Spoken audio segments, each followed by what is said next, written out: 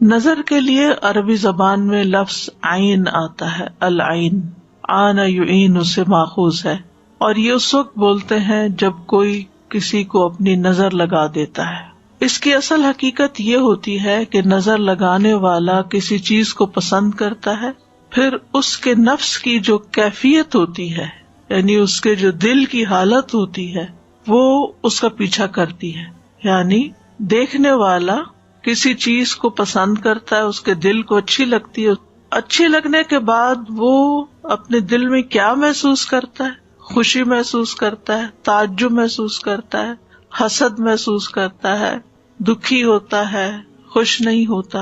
تو یہ کیفیت اس نظر کے ذریعے اس چیز پر جا کر اثر انداز ہوتی ہے، اور اس کے مطابق اس کو پھر تکلیف پہنچتی ہے یا فائدہ ہوتا ہے۔ نظر کا اثر شعاع کی طرح ہے، جیسے سورج ہے تو سورج کی شعائیں ہوتی ہیں، ریز ہیں، وہ ہم تک پہنچتی ہیں تو وہ ہمارے جسم پر اثر کرتی ہیں۔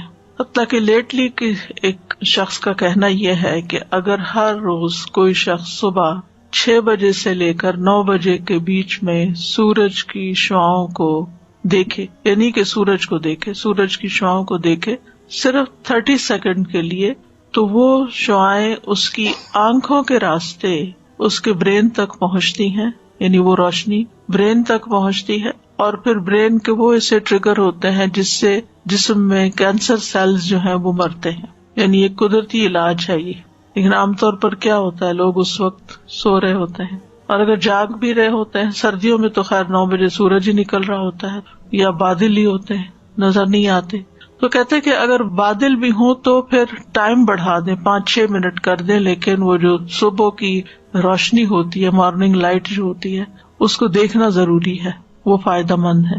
اب ہے تو وہ روشنی، لیکن وہ روشنی آپ کے اندر جا رہی ہے تو آپ کے اندر کو بھی متاثر کر رہی ہے، آپ کے لیے صحت کا باعث بن رہی ہے۔ تو اسی طرح جو چیزیں نگاہ کے ذریعے ہمارے جسم کے اندر جاتی ہیں، وہ چیزیں ہماری شخصیت پر، ہمارے جسم پر، ہماری روح پر، ہمارے دل پر اثر انداز ہوتی ہیں، اور ہم عام طور پر اس کو سمجھتے نہیں ہیں۔ تو نظر لگانے والے کی آنکھ سے ایسی شعاع نکلتی ہے، ایسی ریز نکلتی ہیں جو نشانہ بننے والے کو نقصان دیتی ہیں۔ اب تو آپ دیکھیں مائکرو ویو میں بھی چیز جل جاتی ہے، صرف کیا ہے اس کے اندر، کوئی آگ تو نہیں لگی ہوئی، ریز ہیں، انویزیبل ریز ہیں۔ اسی طرح پتھروں کو توڑنے کے لیے بھی بعض ریز استعمال ہوتی ہیں، جیسے گال بلیڈر کے جو سٹونز ہوتے ہیں ان کو لیزر کے ذریعے ریموو کیا جاتا ہے۔ اسی طرح کچھ اور تھراپیز بھی لیزر کے ذریعے کی جاتی ہیں، یہ جو لیزر کے ذریعے بالوں کی جڑوں کو جلا دیا جاتا ہے۔ تو یہ بات پہلے زمانے میں تو شاید سمجھ میں نہ آتی لوگوں کو، لیکن اب یہ سمجھنی کچھ مشکل نہیں کہ یہ ریز جو ہے یہ اثر انداز ہوتی ہیں۔ نظر جو ہے وہ حسد کی وجہ سے بھی ہو سکتی ہے، اور اپنے پیاروں کو بھی لگ جاتی ہے۔ اب ڈپینڈ کرتا ہے کہ کس شخص کی نظر کیسی ہے۔ کچھ لوگوں کی نظر میں زیادہ تاثیر ہوتی ہے، نظر کرم بھی کہتے ہیں نا، یعنی جہاں بری نظر ہوتی ہے وہاں اچھی نظر بھی ہوتی ہے، محبت کی نظر بھی ہوتی ہے، اور دوسرے کے ساتھ ایک احساس کی نظر بھی ہوتی ہے، کیئر کی نظر بھی ہوتی ہے، وہ بیمار کو فائدہ دیتی ہے۔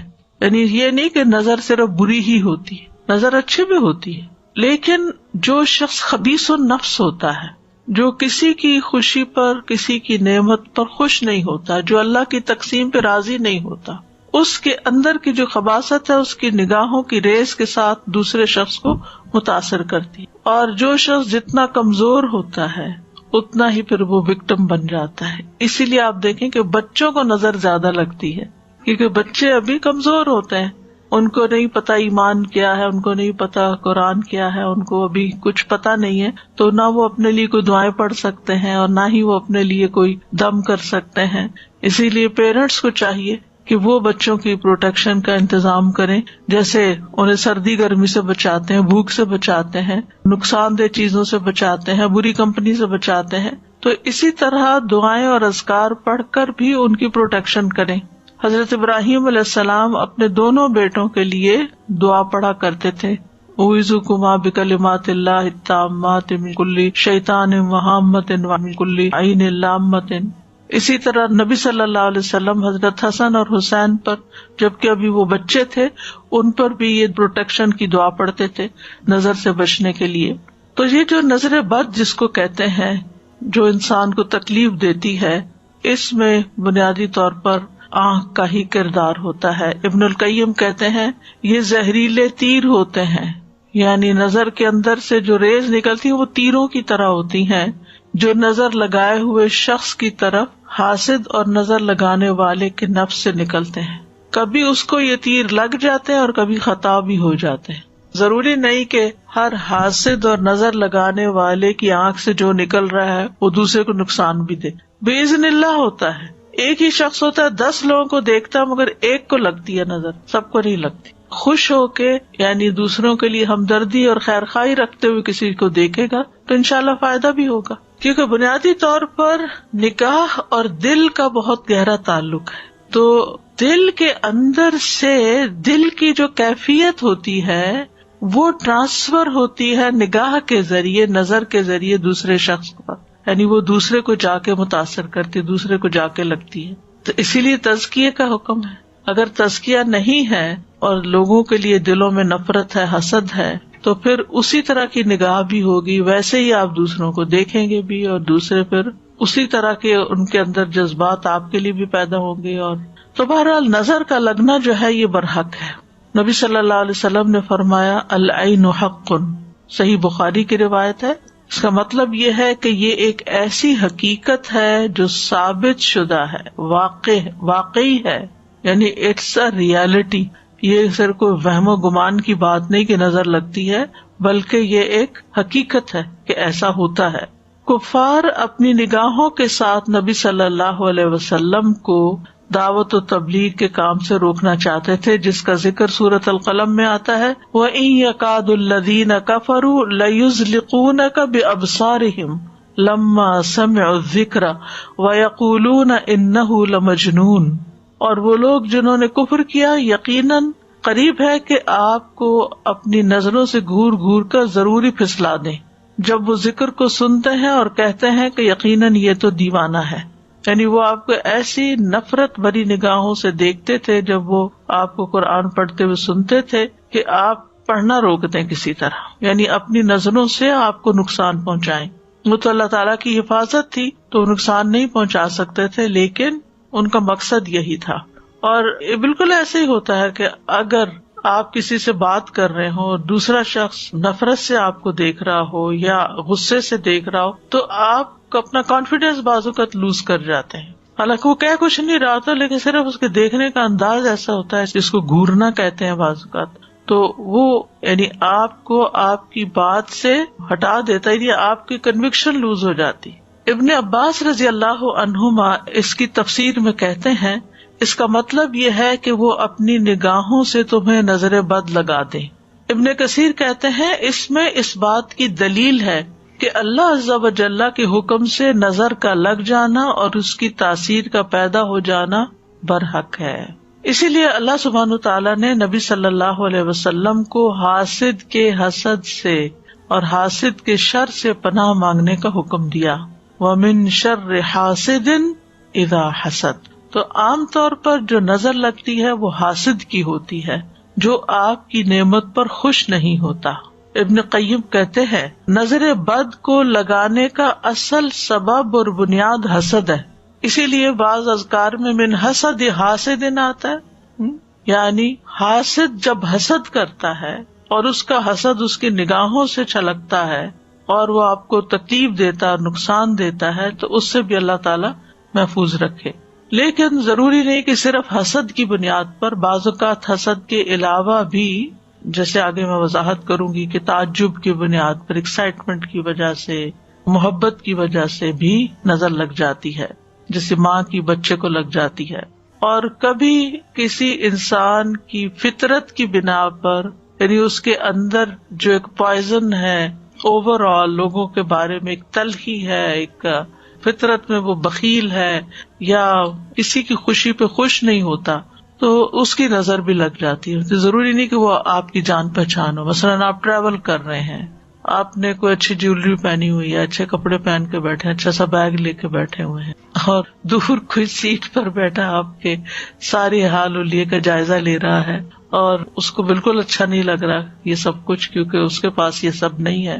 حالانکہ آپ کے بیچ میں کسی قسم کا کوئی تعلق رشتہ نہیں ہے، لیکن وہ صرف اپنی فطرت کی بنا پر آپ کو اپنے نگاہوں سے ایک طرح سے تکلیف دے رہا ہے ان انٹینشنلی، یعنی وہ اپنی فطرت سے مجبور ہے، اس کی نیچر ہے یہ کہ جب وہ کسی کے پاس کوئی اچھی چیز دیکھتا ہے تو اس کو بہت برا لگتا ہے. تو کسی کی بھی خوبی دیکھ کر جو برا خیال انسان کے اندر پیدا ہوتا ہے وہ عام طور پر حسد کہلاتا ہے. ماہرین نفسیات بھی کہتے ہیں کہ انسان اپنے ارادے، خواہش اور توجہ کے ذریعے دوسروں پر بہت جلد اثر انداز ہو سکتا ہے. یعنی اگر آپ کسی کو توجہ دیتے ہیں، آپ اس کے ساتھ خیر خواہی کرتے ہیں، آپ اس کو کسی خاص ڈھنگ پر لانے کا ارادہ کر لیتے ہیں، مثلا اپنے بچوں ہی کے معاملے میں کہ اس کی تربیت کرنی ہے، اس کی یہ بری عادت ٹھیک کرنی ہے، اس کے اندر یہ چیز ڈالنی ہے، تو آپ کا ارادہ ہوتا ہے کہ اس کو یہ پڑھا کے چھوڑنا ہے، اس کو یہ سکھانا ہے، تو وہ چیزیں اثر انداز ہوتی ہیں. اچھا ارادہ ہو تو فائدہ ہوگا، اور اگر برا ارادہ ہے تو نقصان بھی ہو سکتا ہے. لیکن یہ یاد رکھیے کہ یہ سب کچھ اللہ تعالیٰ کی قضاء و قدر کے ساتھ ہوتا ہے، اللہ کے اذن ہی کے ساتھ ہوتا ہے. جیسے جادو کے سلسلے میں ہم نے قرآن مجید کی آیت پڑھی تھی، وَمَا هُمْ بِضَارِّينَ بِهِ مِنْ أَحَدٍ إِلَّا بِإِذْنِ اللَّهِ. تو نظر کا معاملہ بھی ایسا ہی ہے کہ بِإِذْنِ اللَّهِ ہی ہوتا ہے، اور بِإِذْنِ اللَّهِ کبھی نظر لگنے کی بنا پر انسان مر بھی سکتا ہے، یعنی نظر قتل بھی کر دیتی، کبھی بیمار کر دیتی، کبھی خوف زدہ اور دہشت زدہ کر دیتی ہے، کبھی کمزور کر دیتی ہے، اور کبھی کسی کو گرا دیتی ہے، پھسلا دیتی ہے. جیسے وہ قرآن میں تن لَيُزْلِقُونَكَ بِأَبْصَارِهِمْ، کوئی شخص بلندی سے گر سکتا ہے، کوئی پانی میں ڈوب سکتا ہے، اچھا بھلا تیر رہا ہے اور ایک دم اس کے بیلنس خراب ہو گیا اور گیا. رسول اللہ صلی اللہ علیہ وسلم نے فرمایا، اللہ کی قضاء و قدر کے بعد نظر بد ہی میری امت کے اکثر لوگوں کی موت کا سبب بنتی ہے. ایک اور حدیث میں آپ نے فرمایا کہ نظر بد آدمی کو قبر میں اور اونٹ کو ہانڈی میں پہنچا دیتی ہے، یعنی انسان مر کے قبر میں پہنچ جاتا ہے اور اونٹ کو ذبح کر لیا جاتا ہے اور لوگ پکا کے اس کو کھا جاتے ہیں، حالانکہ وہ اچھا بھلا ہوتا ہے. تو بہرحال اس تمہید کا مقصد یہ تھا کہ ہم یہ اچھی طرح جان لیں کہ ہمارے دین میں اس کا کیا کانسیپٹ ہے. کچھ لوگ تو ہر چیز میں نظر کا اثر ماننے شروع ہو جاتے ہیں اور کچھ کسی چیز میں بھی اثر نہیں مانتے. تو اعتدال کی راہ وہی ہے جو ہمارے دین کی ہے کہ لگ بھی سکتی اور نہیں بھی لگ سکتی، بِإِذْنِ اللَّهِ ہی سب کچھ ہوتا ہے. تو آج کی آیات میں ہم دیکھتے ہیں سورۃ یوسف کی، جس میں یوسف علیہ السلام کے والد یعقوب علیہ السلام اپنے بچوں کو لوگوں کی نظر بد سے بچانے کے لیے ایک خاص حکم دیتے ہیں. آیات سنیے، پھر اس کے بعد ان کی ہلکی پھلکی وضاحت کریں گے. اور یعقوب نے کہا، اے میرے بیٹو، تم سب شہر میں ایک دروازے سے داخل نہ ہونا، بلکہ تم مختلف دروازوں سے الگ الگ داخل ہونا، اور میں اللہ کی طرف سے آنے والی کسی چیز سے تمہیں نہیں بچا سکتا. حکم تو صرف اللہ ہی کا چلتا ہے، اسی پر میں نے توکل کیا، اور اسی پر پس چاہیے کہ توکل کرنے والے توکل کریں. اور جب وہ شہر میں اسی طرح داخل ہوئے جس طرح ان کے والد نے انہیں حکم دیا تھا، تو انہیں اللہ کے مقابل کوئی چیز کام نہ آئی، سوائے اس کے کہ یعقوب کے دل میں ایک خیال آیا تھا جسے اس نے پورا کیا، اور بے شک وہ البتہ علم والا تھا جو ہم نے اسے سکھایا تھا، لیکن اکثر لوگ جانتے نہیں. یعقوب علیہ السلام نے جب بنیامین کو باقی بیٹوں کے ساتھ مصر بھیجا تو اس وقت انہیں نصیحت کی کہ اے میرے پیارے بچوں، تم سب ایک دروازے سے شہر میں داخل نہ ہونا. یا بنیہ، مجھے بڑی حیرت ہوتی ہے، یہ سائیڈ نوٹ ہے، بڑی حیرت ہوتی ہے کہ ان بچوں نے کتنی تکلیف دی تھی. یعقوب علیہ السلام زندگی بھر کا روگ لگا لیا تھا، اپنے بھائی کو بظاہر مار ڈالا تھا، ختم کر دیا تھا، لیکن باپ کا رویہ کیسا رہا اولاد کے ساتھ؟ وہ ان پہ ناراض نہیں ہوئے، انہوں نے ان کو گھر سے نہیں نکالا، انہوں نے ان کو تانے نہیں دیے، انہوں نے ان کو بات بات پر ڈانٹا نہیں، بلکہ یا بنیا کہہ کے پکارتے ہیں. اس میں تربیت اولاد کا ایک بہت بڑا پہلو چھپا ہوا ہے کہ اولاد اپنی ہی ہے نا، جو بھی کرے وہ اپنی ہی ہے نا. اگر آپ ان کے لیے نہیں تو پھر کون ہوگا؟ وہ کچھ بھی کریں، آپ کو محبت سے، پیار سے اور خیر خواہی کے ساتھ ان کی تربیت کرنی ہے، ان کو اپنا بنانا ہے، ان کی غلطیوں کو معاف کرنا ہے، انہیں سیدھے رستے پہ لانا ہے، کیونکہ محبت جو کچھ کر سکتی ہے وہ نفرت نہیں کرتی. یعنی کتنی تکلیف ہوگی ان کے دل میں، اور کتنا مشکل ہوتا ہے کہ جب بچوں کی طرف سے تکلیف بھی پہنچے اور پھر انسان انہیں گلے بھی لگائے اور انہیں پیار سے بھی بلائے. لیکن بہت سے والدین اس کی پرواہ نہیں کرتے، اور وہ اگر بچوں نے کوئی ایسا کام کر لیا ہے جو قتل سے بڑا کیا جرم ہو سکتا ہے، باقی جرائم تو اس سے چھوٹے ہی ہوتے ہیں، اگر انہوں نے کوئی ایسا کام کر لیا ہے تو اس کہتے ہیں ہمیں شکل نہ دکھاؤ، تم گھر سے نکل جاؤ، اور ڈسون کر دیتے ہیں، چھوٹی چھوٹی باتوں پر لڑنے مرنے پہ تیار ہو جاتے ہیں. ایسے بچوں کی زندگی حرام کر کے رکھ دیتے. تو بہرحال کہتے ہیں میرے پیارے بچوں، تم سب ایک دروازے سے شہر میں نہ جانا. انہیں پروٹیکٹ کرنے کے لیے سفر کرنے کا طریقہ بتا رہے ہیں، بلکہ مصر میں مختلف دروازوں سے ایک ایک دو دو کر کے داخل ہونا، تاکہ تم لوگوں کی نگاہ میں نہ ہو، تمہیں بری نظر نہ لگے. کیونکہ آپ کو پتا کہ فلسطین کے لوگ ویسے بھی کتنے خوبصورت ہوتے ہیں، اور پھر وہ سارے جوان لڑکے اور وہ سارے کے سارے ایک گروپ بن کے اگر ایک ہی جیسی شکلوں جیسے وہ داخل ہو رہے ہوں تو کوئی بھی دیکھے گا تو جو نظر موجب ہوتی، تعجب والی، حیرانگی والی، خوشی والی، وہ ان کو نقصان دے سکتی ہے. چونکہ وہ خوبصورت تھے، طاقتور تھے، مضبوط نوجوان تھے، تو انہیں ڈر تھا کہ نظر لگے گی. اور ساتھ ہی پھر کہا کہ میں اپنی اس تدبیر کے ذریعے اللہ کی قضاء و قدر کو نہیں ٹال سکتا. سبب اختیار کرنا ہمارا کام ہے، لیکن باقی پھر اللہ کے ہاتھ میں ہے. یعنی احتیاط تقدیر کی راہ میں حائل نہیں ہو سکتی. تمام فیصلے اللہ کے اختیار میں ہیں، اس میں کسی اور کا کوئی دخل نہیں ہے، اس لیے میں اس پہ توکل کرتا ہوں. تو ایسے تمام معاملات جن کے معاملے میں انسان کا دل چھوٹا ہوتا ہے، خوف ہوتا ہے، انسان کو چاہیے کہ تدبیر اختیار کرے اور باقی اللہ پہ بھروسہ کرے اور اپنا دل ہلکا کر لے. تو کہتے ہیں کہ تمام لوگوں کو بھی صرف اسی پہ بھروسہ کرنا چاہیے، یعنی وہ ساتھ دوسروں کو بھی سبق سکھا رہے ہیں. تو بہرحال یوسف علیہ السلام کے بھائی مصر پہنچ کر والد کی نصیحت کے مطابق مختلف دروازوں سے شہر میں داخل ہوئے، لیکن ہوا وہی جس کی کھٹک تھی ان کے دل میں کہ بنیامین کے ساتھ وہ واقعہ پیش آ گیا اور بنیامین کو انہیں وہیں چھوڑنا پڑا. وقال یا بنی لا تدخلوا من باب واحد وادخلوا من ابواب متفرقہ، اے بچوں ایک دروازے سے نہیں مختلف دروازوں سے داخل ہونا. وما اغنی عنکم من اللہ من شیء ان الحکم الا للہ علیہ توکلت وعلیہ فلیتوکل المتوکلون. یعنی انسان اپنا مطلوب اور مقصود توکل کے ذریعے ہی حاصل کر سکتا. ولما دخلوا من حیث امرهم ابوهم ما كان یغنی عنہم من اللہ من شیء، تو پھر جب وہ اسی طریقے پہ داخل ہوئے جس پہ ان کے والد نے انہیں گائیڈ کیا تھا، لیکن وہ تدبیر ان کے کام نہ آئی. الا حاجۃ فی نفس یعقوب قضاها، مگر یہ ایک ضرورت تھی، ایک حاجت تھی، ایک تڑپ تھی جو یعقوب علیہ السلام کے دل میں تھی کہ جس کو انہوں نے پورا کیا تھا. یعنی ایک خیال تھا جو انہوں نے بیان کر دیا، اور ان کا خیال ایسا ویسا نہیں تھا. وَإِنَّهُ لَذُو عِلْمٍ لِمَا عَلَّمْنَاهُ، وہ ہمارے دیے ہوئے علم کی بنا پر صاحب علم تھا، اس نے علم کی بنا پر یہ بات کہی تھی. یہ ہے اہم نقطہ کہ ان کو پتا تھا کہ نظر لگتی ہے، اور انہوں نے علم کی بنا پر ہی تدبیر اختیار کی تھی، اور علم کی بنا پر یہ کہا تھا کہ اللہ کی تقدیر کو میں نہیں ٹال سکتا، اور علم کی بنا پر ہی کہا تھا کہ توکل کرنا. اور ساتھ ہی کہتے وَلَٰكِنَّ أَكْثَرَ النَّاسِ لَا يَعْلَمُونَ، اللہ تعالیٰ فرماتے کہ اکثر لوگ یہ حقیقت جانتے نہیں کہ اللہ پر بھروسہ کرنے کا مطلب نہیں سمجھتے، اور وہ سمجھتے کہ پھر کوئی تدبیر اختیار نہیں کرنی چاہیے. بھروسہ کرے لیکن اسباب بھی اختیار کرے.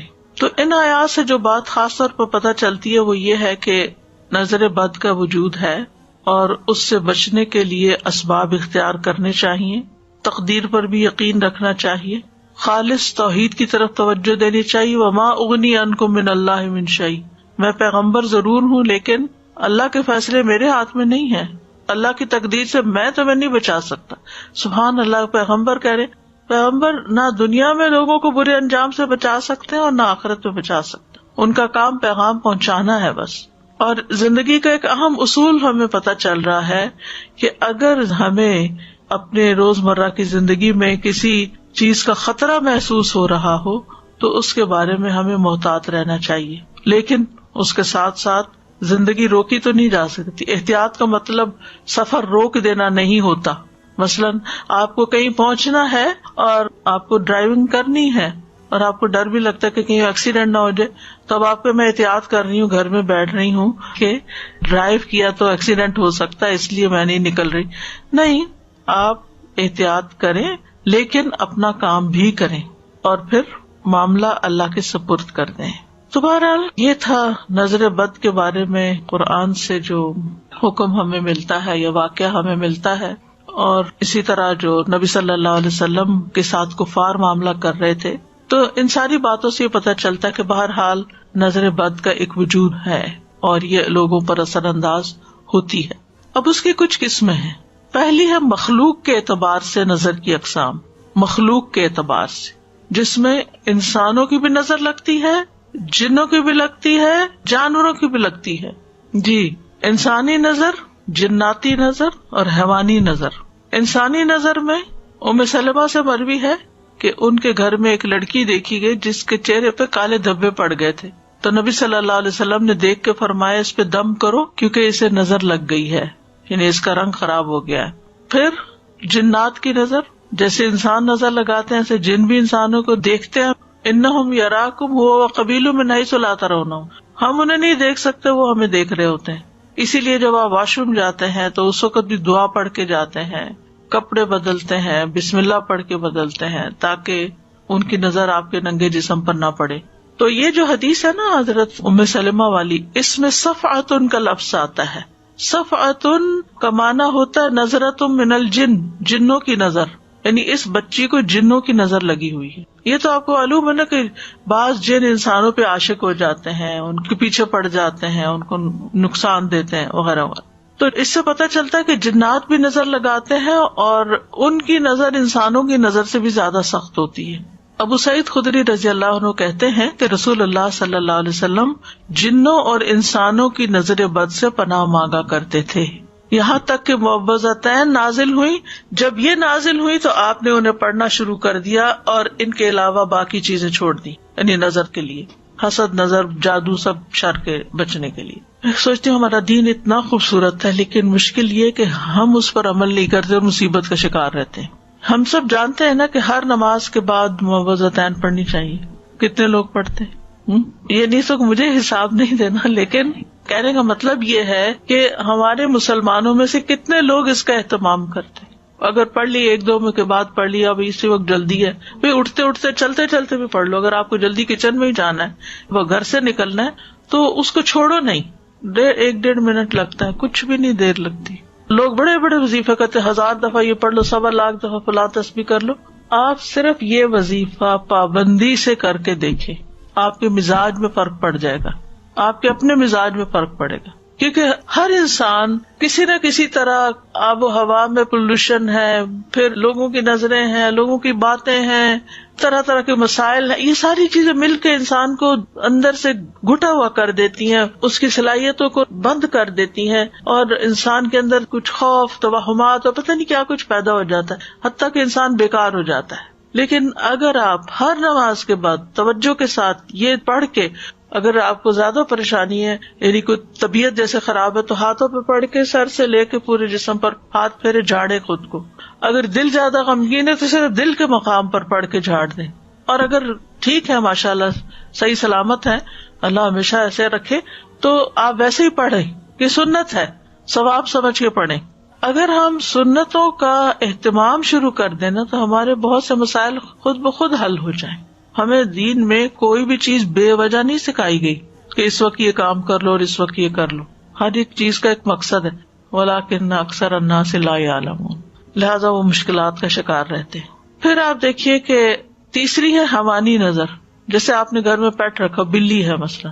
اچھا، اب یہ ہے آپ خود کھانا کھا رہے ہیں، اب بلی آپ ہوئی بیٹھ کے دیکھ رہی ہے، تو آپ دیکھیں کہ ان کو تو دکھ ہوگا کہ مجھے کیوں نہیں دے رہے، مجھے تو ایک بدمزہ کھانا دے دیتے ہیں اور خود مزے مزے کی خوشبو والے کھانے کھاتے ہیں. تو اسی طرح کو طوطا، کبھی طوطا چشم سنا ہے؟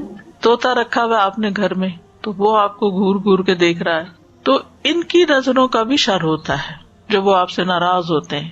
مرغیاں رکھی ہوئی ہیں یا اور اسی طرح کے جانور ہو سکتے ہیں، تو ان سب کو بھی خوش رکھنا اور ان کے بھی شر سے محفوظ رہنا جو ہے وہ بھی ایک کام ہوتا ہے. کچھ لوگ کتا پال لیتے. ہم نے کبھی سوچا کہ کیوں منع کیا گیا کہ کتا اندر نہ رکھو؟ کوئی وجہ ہوگی نا، کوئی اس کا نقصان یا شر ہوگا نا جس کی وجہ سے ہمیں منع کیا گیا. لعاب دہن کا تو ہم سب کو پتہ ہی ہے کہ اس کے اندر ایسی چیزیں ہیں کہ جو نقصان دیتی ہیں، لیکن اس کے علاوہ اس کی نگاہوں کا بھی شر ہو سکتا ہے، اور یہ بھی اس کی فطرت کہ ہو سکتا ہے کسی وقت وہ غصے میں آ جائے اور آپ ہی کو چیٹ پھاڑ کرے. تو یعنی کہ آرگیومنٹ ہر وقت نہیں کرنی چاہیے، یہ کیوں منع کر دیا، ہمارے دین میں تو یہ بھی منع ہے اور وہ بھی منع ہے، زندگی مشکل ہے. بھئی کوئی تمہارے ہی فائدے کے لیے منع ہے، جو چیزیں منع ہے ان کو اللہ نے اس لیے نہیں بنایا کہ تم اپنے گھر میں رکھو ان کو، انہیں کسی اور کام کے لیے بنایا.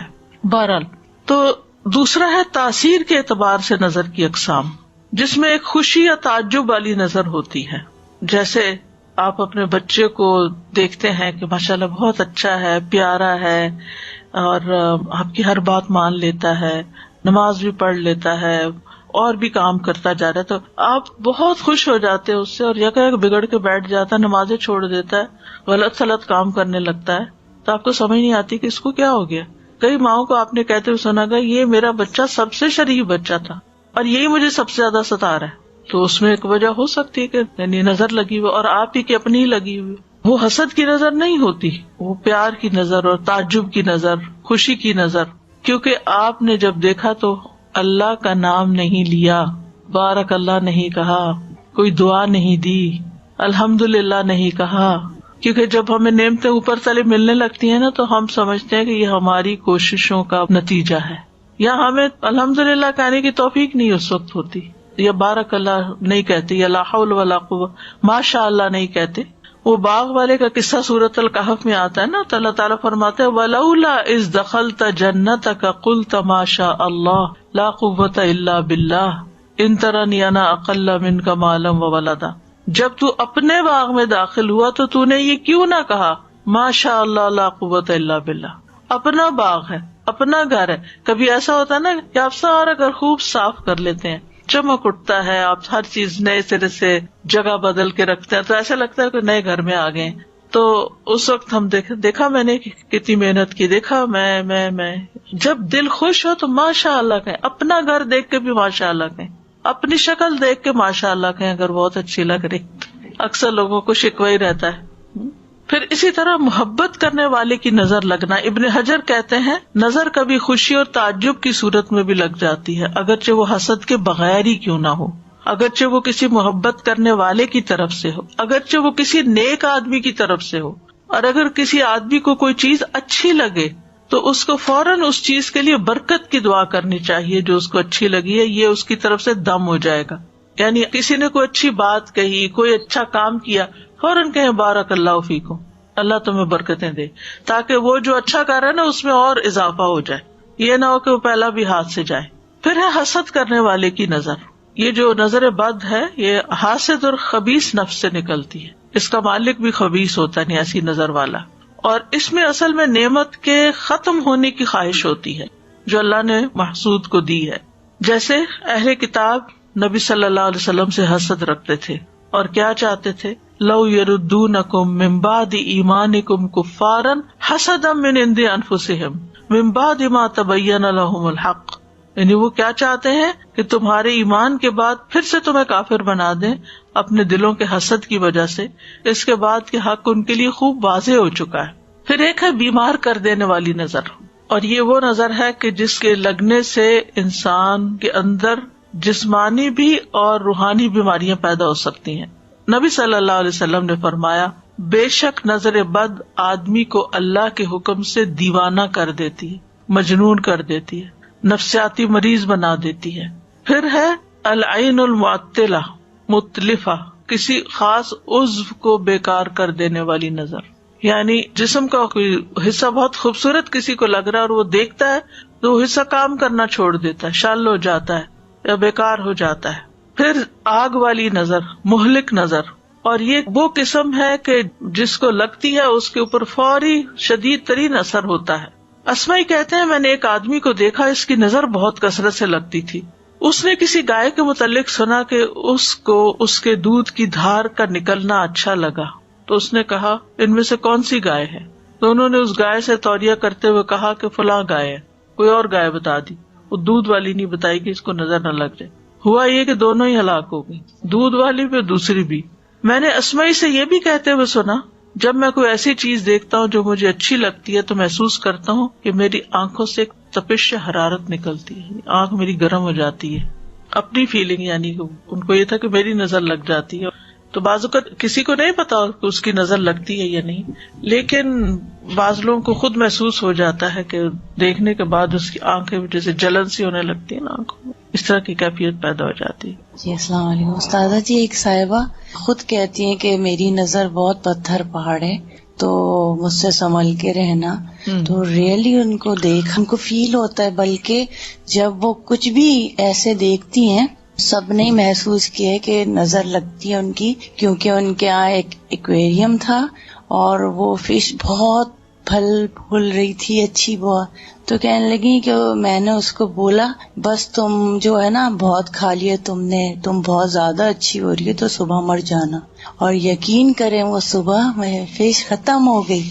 اور ایک دن وہ آئی اور انہوں نے کہا وہ تمہارے گلاس کتنے پیارے ہیں، لیکن ماشاءاللہ نہ میں کہہ سکی، بھول گئی۔ اور تو صبح میں وہ دونوں گلاس جب ڈش واشر سے نکالے اسی کونے سے جہاں انہوں نے کہا تھا نا اس کے کونے کتنے پیارے ہیں جو اوپر کی، وہ دونوں ٹوٹے ہوئے تھے۔ تو ماشاءاللہ کہنا بہت بہت ضروری، اگر وہ نہیں کہہ رہی تو خود کہنا ضروری ہے۔ ماشاءاللہ۔ اب نظر لگنے کی وجوہات کیا ہوتی ہیں؟ پہلی بات یہ کہ جو کچھ ہوتا ہے اللہ کے حکم سے ہوتا ہے، ان الحکم الا للہ۔ اللہ سبحانہ تعالیٰ نے چونکہ یہ زندگی، یہ دنیا آزمائش کے لیے بنائی ہے، تو جس طرح اور چیزیں کچھ ہمارے لیے بیماری کا باعث بنتی ہیں، وائرسز ہیں، بیکٹیریاز ہیں، جراثیم ہیں، ایسے ہی یہ چیز بھی امتحانوں میں سے ایک امتحان ہے، اللہ کے لشکروں میں سے ایک لشکر ہے۔ پھر اسی طرح یہ یاد رکھنا چاہیے کہ ما اصاب من مصیبت الا باذن اللہ، اللہ کے اذن سے ہی مصیبت آتی ہے۔ پھر یہ کہ یہ تقدیر میں تکلیف لکھی ہوتی ہے، اس کا سبب بن جاتا ہے کوئی۔ نبی صلی اللہ علیہ وسلم نے فرمایا نظر لگنا برحق ہے، اگر کوئی چیز تقدیر پر غالب آ سکتی تو وہ نظر بد ہے۔ ایک وجہ یہ بھی ہے کہ انسان کی زندگی میں اذکار اور تلاوت اور اللہ کے نام کی کمی ہوتی ہے۔ ابن قیم کہتے ہیں کہ نظر بد ایک قسم کے تیر ہوتے ہیں جو محسود اور معیون کی طرف حاسد یعنی حسد کرنے والے اور نظر لگانے والے کے نفس سے نکلتے ہیں، کبھی ان کا نشانہ لگ جاتا ہے، کبھی خطا ہو جاتا ہے۔ پھر اگر یہ تیر اس کو ننگا پاتے ہیں، اس پر کوئی بچاؤ کا سامان نہیں، یعنی اذکار وغیرہ کی کوئی لیئر نہیں، اور یہ کہ صبح شام کے اذکار کی حفاظت کرنے والا نہیں، تو تیر اس کو لگ جاتا ہے اور اس پر اثر انداز ہو جاتا ہے۔ پھر اسی طرح یہ ہے کہ بعض اوقات اذکار وغیرہ پڑھنے کے باوجود بھی نظر لگ جاتی، اور وہ انسان کا امتحان ہوتا ہے، تقدیر ہوتی ہے، آزمائش ہوتی ہے۔ اب اس کی علامات کیا ہوتی ہیں؟ کچھ تو جسمانی عوارض ہوتے ہیں، یعنی بیماریاں ہوتی ہیں، جیسے چہرے پہ دھبے پڑ جانا، وہ حضرت ام سلمہ والی حدیث میں جس بچی کے چہرے پر دھبے تھے سیاہ، تو نبی صلی اللہ علیہ وسلم نے اس کے لیے دم کرنے کا کہا۔ پھر بلا وجہ رونا آتے جانا، جیسے بچے بلا وجہ روتے جاتے انہیں اٹھا رہے ہیں، بہلا رہے ہیں، کھلا رہے ہیں، پلا رہے ہیں، کچھ دے رہے ہیں، ان کو اثر ہی نہیں۔ اللہ اکبر۔ شاید آپ کو بھی کبھی یہ واقعہ پیش آیا ہو، بڑا بھی ہو سکتا ہے نا، بے وجہ رونا آتا چلا جاتا ہوتا ہے نا۔ یہ جو بچوں کا بلا وجہ روتے جانا، اس کی دلیل یہ ہے کہ ایک مرتبہ نبی صلی اللہ علیہ وسلم تشریف لائے تو ایک بچے کے رونے کی آواز سنی، فرمایا یہ بچہ کیوں رو رہا ہے؟ کیا تم نے اس کو نظر بد کا دم نہیں کروایا؟ یعنی اس کو نظر لگی ہوئی ہے اس لیے رو رہا ہے۔ پھر بچوں کا کمزور ہو جانا، سب کچھ کھا رہے پی رہے بڑھ ہی نہیں رہے۔ آپ صلی اللہ علیہ وسلم نے اسماء بنت امیس سے کہا کیا بات ہے، میں اپنے بھائی یعنی جعفر کے بیٹوں کے جسموں کو دبلا پتلا دیکھتا ہوں، کیا انہیں فقر و فاقہ رہتا ہے؟ انہوں نے کہا نہیں، بلکہ انہیں نظر بد بہت جلد لگ جاتی۔ آپ نے فرمایا انہیں دم کرو۔ انہوں نے آپ کے سامنے چند کلمات پیش کیے تو آپ نے فرمایا انہیں دم کرو، یہ ٹھیک ہے، یہ پڑھ کے دم کر دو۔ پھر اسی طرح بعض اوقات گرنا اور پھسلنا، یعنی آپ چل رہے ہیں ٹھیک ٹھاک چل رہے ہیں، جیسے اس دن کسی بہن نے کہا تھا کہ ان کا پاؤں فریکچر ہو گیا تھا چلتے چلتے، یا اسی طرح انسان گر پڑتا چلتے ہوئے، یا اوپر سے پھسل جاتا ہے، یا کوئی بھی ایسی وجہ بھی بن جاتی، یعنی ٹھیک چل رہا ہوتا ہے معاملہ اور اچانک بے وجہ کوئی ایسی مصیبت آ پڑتی ہے۔ رسول اللہ صلی اللہ علیہ وسلم نے فرمایا بے شک نظر آدمی کو دیوانہ کر دیتی ہے اللہ کے حکم سے، حتیٰ کہ کبھی ایسا ہوتا ہے کہ وہ اونچی جگہ پر چڑھتا ہے پھر وہاں سے گر پڑتا ہے، ابن عباس کہتے ہیں نبی صلی اللہ علیہ وسلم نے فرمایا نظر کا لگ جانا برحق ہے اور یہ اوپر چڑھنے والے کو پھسلا دیتی ہے، کبھی جان خطرے میں پڑ جاتی، شدید بیماری لاحق ہو جاتی ہے۔ عبداللہ بن عامر کہتے ہیں کہ عامر بن ربیعہ اور سہل بن حنیف دونوں غسل کرنے کے ارادے سے نکلے، وہ کوئی اوٹ تلاش کر رہے تھے کہ چھپ کے ذرا نہا لیں۔ سہل نے اون کا جبہ اتارا، عامر کہتے ہیں میں نے اسے دیکھا تو اسے میری نظر لگ گئی، وہ پانی میں اتر کر نہانے لگ گیا، میں نے پانی میں اس کے بڑبڑانے کی آواز سنی، میں اس کے پاس آیا، 3 دفعہ آواز دی، اس نے جواب نہ دیا، پھر میں نبی صلی اللہ علیہ وسلم کے پاس آیا اور ساری بات بتائی، آپ تشریف لائے اور پانی میں داخل ہو گئے، گویا میں اب بھی آپ کی پنڈلیوں کی سفیدی دیکھ رہا ہوں۔ آپ نے اس کے سینے پر 3 دفعہ ہاتھ مارا، پھر یہ دعا دی، اللہم اذہب عنہ حرہا وبردہا ووصبہا، اے اللہ اس کی گرمی اور سردی اور بیماری اور لاغری دور کر دے۔ پھر کھڑے ہوئے اور فرمایا جب کسی کو اپنے بھائی کا وجود یا کوئی مال پسند آئے تو اس کے لیے برکت کی دعا کرے، کیونکہ نظر کا لگ جانا برحق ہے۔ یعنی وہ اتنی دیر میں ہی جیسے گویا کہ دنیا سے جانا شروع ہو گئے ہیں۔ اسی طرح دیگر جسمانی علامات بھی ہوتی ہیں، جیسے سر کا دکھنا، بے وجہ بخار چڑھ جانا بغیر کسی وجہ کے، دونوں یا کسی ایک کندھے میں درد ہونا جیسا کہ کوئی انگارہ یا تپش ہو، کندھے میں یا بازو کا پیچھے ایک جگہ ایسے جلنے سے لگ جاتی ہے، پشت کے نچلے حصے میں درد ہونا یعنی بیک بون پہ نیچے کی طرف، قرآن سنتے وقت جمائیوں کا زیادہ نہیں، یون بہت کرنا، جب فضا میں خنکی ہو تو جسم کی حرارت کا بڑھ جانا ٹھنڈک سے، اور اس کے برعکس بھی گرمی ہو تو جسم کو بہت ٹھنڈا ہو جانا، اپوزٹ ٹیمپریچر پہ چلے جانا، بالوں کا اچانک گرنا کہ پورے پورے لچھے ہاتھ میں آنے لگ جائیں، ذہنی پراگندگی زیادہ ہونا کہ فوکس نہیں کر پا رہے، وزن اچانک کم ہونا شروع ہو جانا، کھانے کی خواہش ختم ہو جانا، چیز کو ذہن میں رکھنے، حفظ کرنے اور سمجھنے کی قدرت نہ ہونا، فوگی سا ذہن ہو جانا، کثرت سے پسینے آنا اور پسینے کی بو کا بھی چینج ہو جانا، متغیر ہو جانا، جلد پر پھوڑے پھنسیوں یا خارش کا ظاہر ہونا، نیند کا کم آنا اور زیادہ تر جاگنا، علیحدگی اور تنہائی پسند کرنا، رونے کی خواہش کرنا یا ہمیشہ روتے ہی رہنا۔ تو یہ کبھی کبھی چیزیں کٹھی بھی ہو سکتی ہے اور کبھی کوئی ایک بھی ہو سکتی ہے، اور ان میں ایک راکی فرق کر سکتا ہے جو تجربہ کار ہوتے ہیں۔ پھر اجتماعی عوارض، مجالس سے علیحدگی اختیار کر لینا، اینٹی سوشل ہو جانا، کسی سے ملنا جلنا نہیں، مال میں برکت نہ ہونا، معیار زندگی اچانک گر جانا، کام سے نفرت، باوجود قدرت اور ہمت کے کام کرنے کی خواہش نہ رہنا، رزق تلاش کرنے سے روگردانی کرنا، بہت کام کر لیا میں ریٹائرمنٹ لینا چاہتا ہوں، لوگوں پہ تہمت لگانا کہ یہ مجھے گھورتے ہیں، یہ بھی اس کی ایک علامت ہوتی ہے۔ کتنی عجیب بات ہے کہ فلاں مجھے دیکھ رہا تھا، فلاں مجھے گھور رہا تھا، اور اسی طرح کے دیگر نفسیاتی بیماریوں کا پیدا ہو جانا۔ اب کرنے کا کام کیا ہے؟ سب سے پہلے تو اللہ پہ بھروسہ کرے، مَا مِن دَابَّةٍ إِلَّا هُوَ آخِذٌ بِنَاصِيَتِهَا، سب کی پیشانی کے بال اللہ کے ہاتھ میں ہیں، سب اللہ کے کنٹرول میں ہیں۔ حسبی اللہ لا الہ الا هو علیہ توکلت وہو رب العرش العظیم، فوراً اللہ کی طرف رغبت کرے، اللہ کی پناہ لیں۔ نبی صلی اللہ علیہ وسلم نے فرمایا اللہ تعالیٰ سے نظر لگنے سے پناہ مانگو، جیسے ہم اور چیزوں سے مانگتے ہیں نا پناہ کہ ان سے بچا اللہ تعالیٰ ہمیں، تو اس سے بھی بچنے کی دعا کرنی چاہیے کیونکہ نظر کا لگ جانا برحق ہے۔ رسول اللہ صلی اللہ علیہ وسلم نے فرمایا اللہ تعالیٰ فرماتا ہے میرا محبوب بندہ اگر مجھ سے مانگتا ہے تو میں اسے دیتا ہوں، اگر وہ کسی دشمن یا شیطان سے میری پناہ مانگتا ہے تو میں اسے محفوظ رکھتا ہوں۔ پھر نعمتوں کو چھپانا، بہت زیادہ نعمتوں کا اظہار نہ کریں، لوگوں کو نہ بتائیں میرے پاس یہ بھی ہے یہ بھی ہے یہ بھی ہے، کیونکہ دوسرے لوگوں کو پھر حسد ہونے لگتا ہے۔ ابو ہریرہ رضی اللہ عنہ مرفوعاً یعنی نبی صلی اللہ علیہ وسلم سے روایت کرتے ہیں تم اپنی ضرورتوں کو پورا کرنے کے لیے ان کو رازداری میں رکھ کر مدد حاصل کرو، بے شک ہر صاحب نعمت حسد کیا جاتا ہے۔ پھر ہے حاسد سے بچ کے رہنا، یعنی جس کا پتہ چل جائے کہ یہ آپ سے جیلس ہے اس سے بس تھوڑا تعلق کم کریں، ضرورت سے ہی ملے۔ کوئی بھی اچھی چیز دیکھ کر برکت کی دعا دینا، ماشاء اللہ لا قوت الا باللہ پڑھنا، مال کے علاوہ کچھ اور چیز اچھی لگے تو بارک اللہ کا لفظ استعمال کرنا، مال اچھا لگے، گھر اچھا لگے تو ماشاء اللہ لا قوت الا باللہ، لیکن اگر اس کے علاوہ کوئی چیزیں اچھی لگے تو اللہ برکت دے، بارک اللہ فیکم بارک علیکم۔ اسی طرح دنیا کی اگر کوئی چیز بہت اچھی لگ رہی ہے تو آخرت کو یاد کریں، لبیک ان العیش عیش الاخرہ، اصل زندگی تو آخرت کی زندگی ہے، یہ تو ختم ہو جانے والی ہے، اگر کسی کے پاس ہے بھی تو کتنے دن کے لیے۔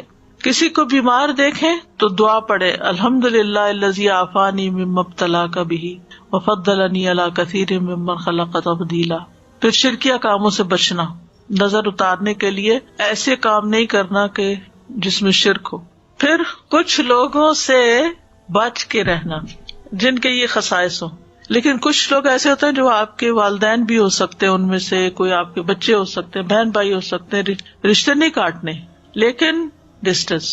محتاط نمبر 1 ایسا شخص بہت شکایتیں کرنے والا، جس کو ہر ایک سے شکایت ہو، اس سے بچ کے رہیں، اس سے دور رہیں، کیونکہ وہ آپ کو بیمار کر دے گا ہر وقت منفی باتیں کر کر کے.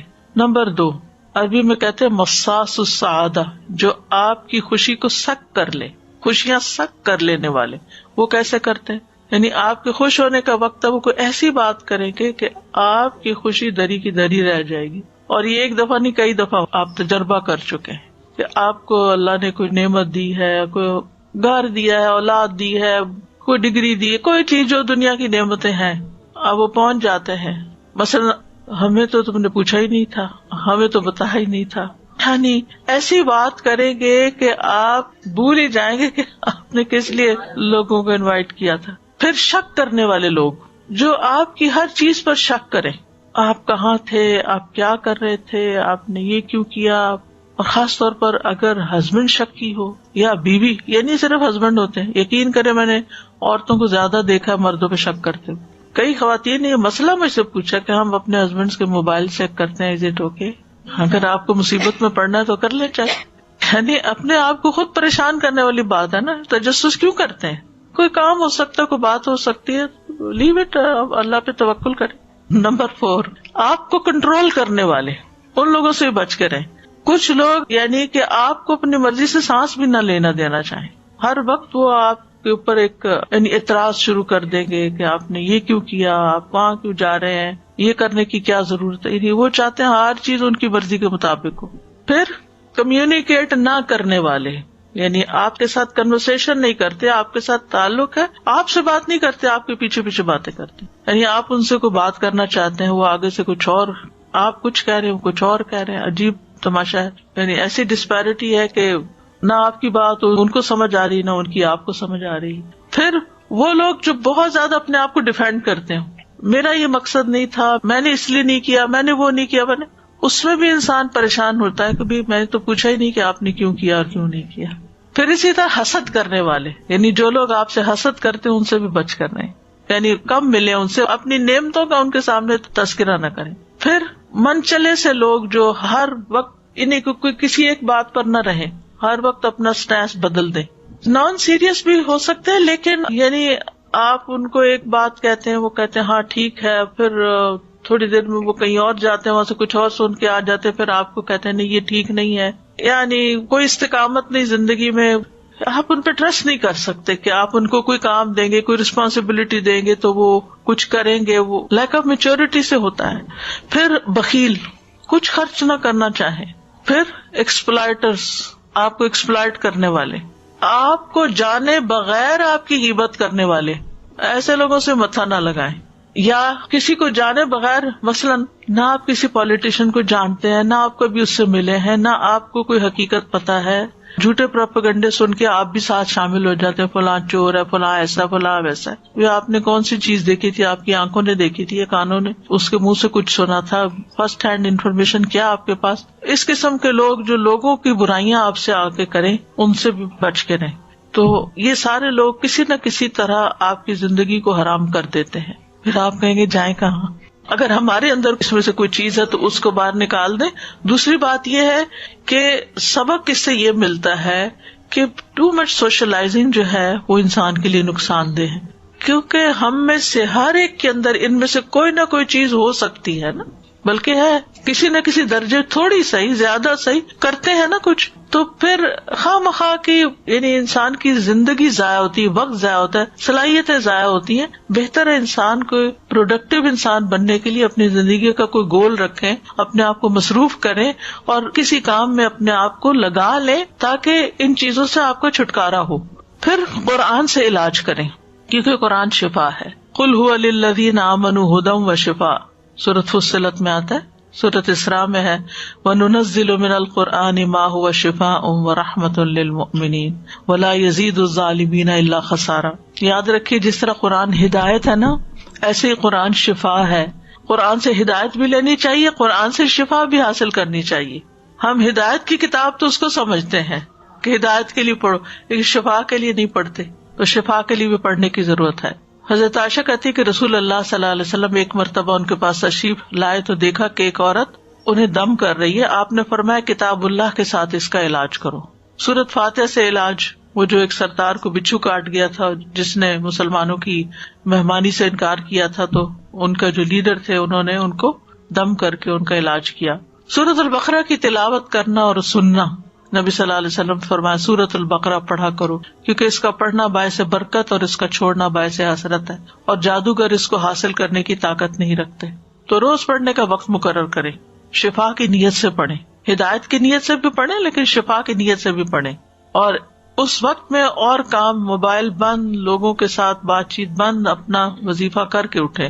خاص طور پر اگر بیمار ہیں یا کوئی مسئلہ ہے، کر سکے تو روز ایک دفعہ پڑھ لے، پوری آدھی پڑھ لے، 4 حصے کر لے، اس کے 6 حصے کر لے، جیسے بھی آسانی ہو. پھر نظر اور حسد سے متعلق جو آیات ہیں ان کی تلاوت کرنا، جیسے وَإِن يَكَادُ الَّذِينَ كَفَرُوا. یہ ایک کارڈ ہے بڑا خوبصورت سا ایول آئی کے بارے میں. یہ جو میں آپ کو معلومات دے رہی ہوں، اس میں سے کچھ معلومات بھی آپ کو اس میں ملیں گی اور دعائیں بھی ملیں گی. پھر اسی طرح نظر اور تکلیف کو دور کرنے والی دعائیں، یہ کارڈز موجود ہیں، ان سے فائدہ اٹھائیں. پھر نظر اور حسد کا رقیہ پڑھنا یا سننا، دونوں طرح ٹھیک ہے. پڑھنا زیادہ بہتر ہے، ورنہ سننا تو فائدہ دے گا انشاءاللہ. معوذتین ہر نماز کے بعد لازم، صبح شام 3 بار، نمازوں کے دوران بھی. اسی طرح سورۃ الکافرون اور آیت الکرسی. آیات سکینہ صبح اور شام سننا. تیسرا ہے دعاؤں اور دم کے ذریعے علاج. صبح شام اذان کو تکرار کے ساتھ غور سے سننا. اب یہاں چونکہ اذان نہیں ہوتی کہیں، تو کمپیوٹر پہ لگا لیں اور اچھی طرح اس کو توجہ سے سنیں. اور اگر آپ مسجد جاتے ہیں تو اللہ کے لیے باتیں کرنے کی بجائے توجہ سے اذان سن کے جواب دے کے دعا کریں اپنے، وہ قبولیت کا وقت ہوتا ہے. پھر اسی طرح نظر لگنے پر دم کرنا. حضرت عائشہ فرماتی ہے کہ رسول اللہ صلی اللہ علیہ وسلم نے مجھے حکم دیا کہ نظر بد لگ جانے پر دم کر لیا جائے. بخاری کی روایت ہے. امر ان یسترقى من العین. یہ جو لوگوں میں غلط فہمی پائی جاتی ہے نا، کسی سے رقیہ نہیں کرانا چاہیے. اب یہاں پر آپ دیکھیں، یہ حدیث ہے بخاری کی. حضرت عائشہ کہتی ہیں امرنی رسول اللہ صلی اللہ علیہ وسلم ان یسترقى من العین. مجھے نبی صلی اللہ علیہ وسلم نے حکم دیا کہ نظر بد لگ جانے پہ دم کر لیا جائے. یہ حکم ہے آپ کا کہ علاج کرو اس سے. مسلم کی روایت میں آتا ہے انس بن مالک رضی اللہ عنہ سے دم کرنے کے بارے میں، انہوں نے کہا بخار، پہلو کے پھوڑے اور نظر بد میں دم کرنے کی اجازت دی گئی ہے، یعنی اس کا علاج دم سے کر سکتے ہیں. ہاں، شرکیہ دم سے بچنا چاہیے. جس دم سے بچنے کا حکم ہے نا، وہ شرکیہ دم ہے. عوف بن مالک کہتے ہیں ہم جاہلیت میں دم کیا کرتے تھے. ہم نے عرض کیا اللہ کے رسول صلی اللہ علیہ وسلم آپ اس بارے میں کیا فرماتے ہیں؟ آپ نے فرمایا تم اپنے دم میرے سامنے پیش کرو. کیا پڑھتے تھے؟ اور ایسے دم میں کوئی حرج نہیں جس میں شرک نہ ہو. یعنی اس کا مطلب کیا ہے پھر کہ وہ اگر قرآن اور سنت سے نہیں بھی لیکن الفاظ صحیح ہیں، اللہ کو پکارا جا رہا ہے، تو اس سے بھی دم کر سکتے ہیں، اس کی بھی اجازت ہے. کیونکہ بعض لوگ اس پہ اعتراض اٹھا دیتے ہیں، یہ جو آپ پڑھ رہے ہیں یہ سنت میں تو نہیں لکھا ہوا یہ لفظ. یعنی جب تھوڑا تھوڑا دین پڑا ہوتا ہے نا، پھر ہر چیز میں ہم آبجیکشن شروع کر دیتے ہیں، اس کی ڈیپتھ میں جائے بغیر، اس کے اصل مقصد کو سمجھے بغیر. نظر بد کا ایک خاص علاج غسل ہے. جس کی نظر لگی ہو اس کے جسم کا وضو کے اعضاء کا پانی لے کر جسے نظر لگی ہو اس کے کندھوں پہ زور زور سے بہانا چاہیے، ایسے پھینکنا چاہیے اس کو. حضرت عائشہ فرماتی ہیں کہ آپ کے زمانے میں نظر لگانے والے کو حکم دیا جاتا تھا کہ وہ وضو کرے، پھر اس کے استعمال شدہ پانی سے جسے نظر لگی ہوتی اسے غسل دیا جاتا. اس کا طریقہ کیا ہے؟ جب آپ نے حضرت عامر کو وضو کا حکم دیا تو انہوں نے اپنا چہرہ، ہاتھوں، کونیوں اور دونوں گھٹنے تک ٹانگیں، صرف پاؤں نہیں، گھٹنے تک تھوڑا سا ٹانگوں کا اندرونی حصہ ان کو دھویا، اور پھر اس پانی کو کلیکٹ کیا گیا اور حضرت سہیل کے پیچھے کندھوں پر پھینکا گیا، جس کی وجہ سے ان سے اثر دور ہو گیا. یعنی ایک آدمی ان کے سر پر ان کے پیچھے سے پانی بہا رہا تھا، ٹھیک ہے نا، کیونکہ اگر آگے سے بہائیں گے تو منہ میں چلا جائے گا. پیچھے سے پیالے کو الٹ رہا تھا جو ہی غسل ختم ہوا حضرت سہل اس طرح چل دیے جیسے کوئی تکلیف ہی نہ ہوئی. جو ہاتھ دھونے کا حکم ہے نا وضو کی طرح نا کونیوں تک دھونے ہوتے ہیں ہاتھ, ٹھیک ہے, پاؤں بھی گھٹنوں تک. پتہ نہیں کس کی لگی ہے تو جس مجلس میں لگی ہے اس کے سارے لوگ ایک پیالے میں پانی کے اندر ہاتھ ڈالیں جی, اور پھر اس پیالے سے اس کے اوپر وہ پانی ڈالا جائے, چھینٹے مارے جائیں. اگر وہ چلا گیا ہے اب تو اس کی اگر کوئی بھی چیز ہے, اگر وہ چائے پی کے گیا مثلا تو جس کپ میں اس نے چائے پی ہے نا وہ اس کا پانی لے لیا جائے.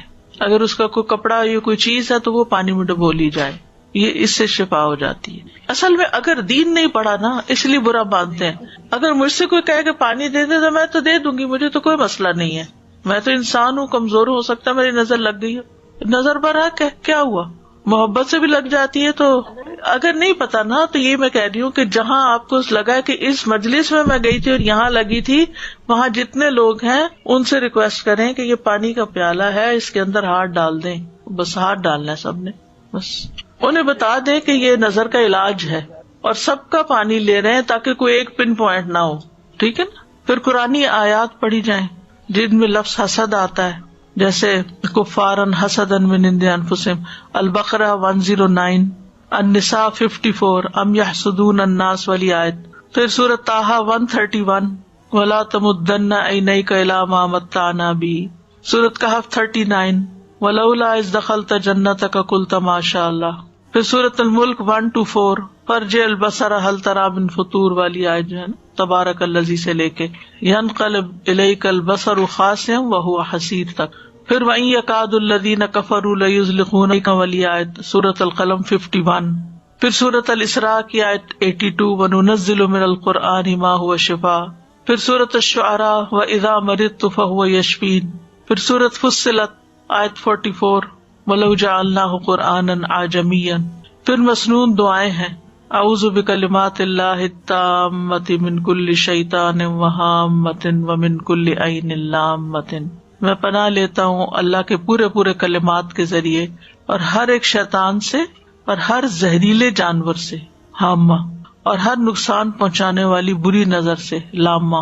پھر اولاد کو اللہ کی پناہ میں دینا, جیسے نبی صلی اللہ علیہ وسلم صحیح بخاری کی روایت میں آتا ہے کہ حضرت حسن اور حسین کے لیے پناہ طلب کیا کرتے تھے, اوعظکما کہہ کے.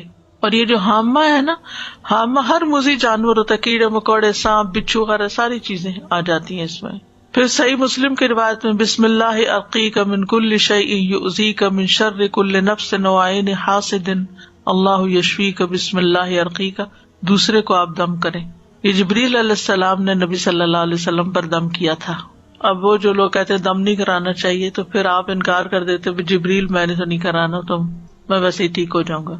سنن ابن ماجہ کی روایت ہے, نبی صلی اللہ علیہ وسلم کی خدمت میں جبریل حاضر ہوئے علیہ السلام, کہنے لگے اے محمد کیا آپ بیمار ہیں؟ آپ نے فرمایا جی ہاں.